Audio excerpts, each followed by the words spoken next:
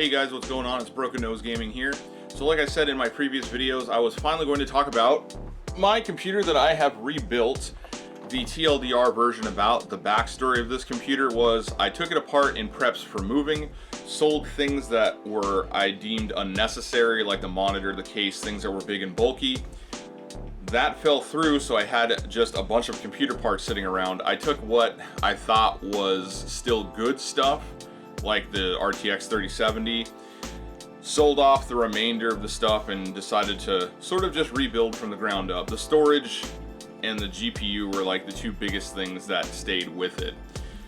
And I thought maybe I can compare it to the Pink PC that I just built, which was much more budget oriented than this one. As a matter of fact, let me just pop up real quick on the screen a list of the parts and how much everything costs. And I think if I remember right, the total somewhere in the ballpark of like $1,600, so almost 3 times the amount of money that I spent on the Pink PC is how much I spent on this blue PC. Now, the specs behind it, it's got a Ryzen 5700X. I have undervolted it. It's a -30 offset, which is actually pretty good, I've been told, for Ryzen chips. It also has a slight overclock. The motherboard had the ability to kind of just auto overclock and give me what it could give. And it runs all core at like 4.7 gigahertz, which isn't bad, especially for a 65 watt chip. With the undervolting, the CPU maybe taps out at like 68 Celsius under full load, and that's with a Deepcool AK620, but I only run one fan on this cooler because it's so big. So I'm using a dual tower, single fan. The fan inside of it is a Be Quiet Silent Wings 4, and for it to achieve 68 degrees at full load, I'm pretty happy with that. I mean, I could probably get better temps from an AIO. I just don't want to put an AIO in there. But I will say that the AK620 is really chunky. Other cool things, got an RTX 3070. It's from EVGA. If you remember, I made a video on that. I literally bought the GPU right before EVGA announced they were no longer going to make GPUs. It also has an EVGA power supply. It's a very solid power supply. Very solid power supply. It is manufactured by, I believe, Seasonic. Most companies don't make their own power supplies. There's just a big bunch of companies that make them. So this model is made by Seasonic for EVGA. It's very similar to their name brand model. There's some slight differences, but overall, it's pretty much the same thing. It's got a decent amount of storage. I got like 4 terabytes on hard drives, and then I have almost 2 terabytes in SSDs. I got a 256 NVMe, 500 gigabyte MX500 SSD, and then a 1 terabyte MX500 SSD. So it's a little bit more expensive than the budget PC, and we'll take a look at some benchmarks as well. I will say that for the money I paid, it's doing definitely like 2 to 3 times the amount of work that the budget PC can do. We've learned that the limiting factor in the budget PC is the GTX 1070, which is still an okay card if you're doing like 60 frames 1080p. I don't think there's a problem with that card, and that's totally what this system in the Pink PC is doing, so I'm not worried about that. But we'll take a look at some benchmarks real quick.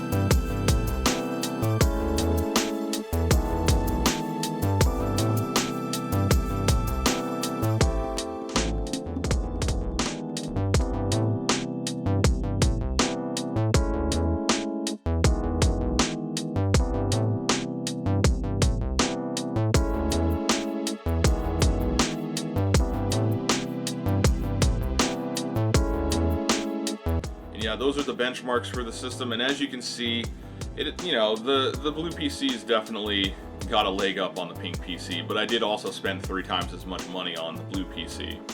I'll throw also a quick comparison list up just so you can see what the blue PC scored versus what the pink PC scored, if you don't remember the benchmark scores. So I can throw that up right now and you can take a look. But I mean, overall, this is a pretty solid system, and I've already had some of my friends say, oh, you should go to like AM5. If I go to AM5, I have to get DDR5, new motherboard, new CPU. I'm not really ready to do a jump. The AM4 platform is going to be with me for a minute, both in my system and the system that I had just built, the budget system. They're both going to have AM4s for a minute. AM4, I believe, is still going to be supported for a few years as well, so there still might be releases for it. The only other thing I thought about doing for this system was maybe getting a Ryzen 7 5700X 3D. The 3D chips are pretty good. The only problem I have with the 3D chips is they're 105 watt TDP chips, so they run a little hotter. I'm not sure if that extra 3D cache is really worth it to me personally.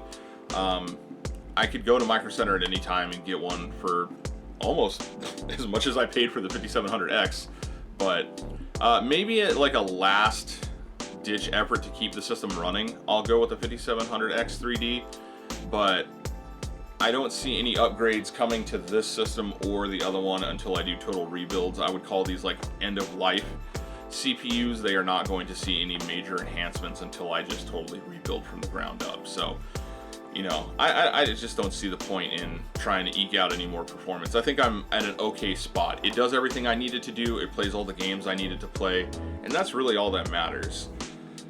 So, but yeah, this is just a quick little video. Also, I can show you the reason why I haven't done any gaming videos yet. My monitor is a 30-inch ultra widescreen monitor, and I'm having some difficulties sort of adapting OBS. I don't know if YouTube will even let me run ultra wide videos. I'll do a test and see if it works, but that's been my main reason why I haven't made any gaming videos. My monitor being so big, I haven't had a chance to properly like sit down and go, hey, will this play ultra wide? Will it capture ultra wide? Will YouTube play ultra wide? Once I do that, I'll try and get into some gaming videos on my days off. But if you've wondered why I've done nothing but like in-person talking head videos so far, that's the reason why. This big monitor back here. I wanted to get into ultra wide. I wanted to see what the hype was about. I actually kind of like ultra wide. It's not bad.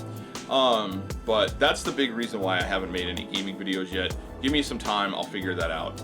But at least I'm kind of making, actually this has been the most videos I've made in a short period of time. So, you know, at least we're getting some content. It's better than no content for almost a year. Yeah, that's what's going on with my system.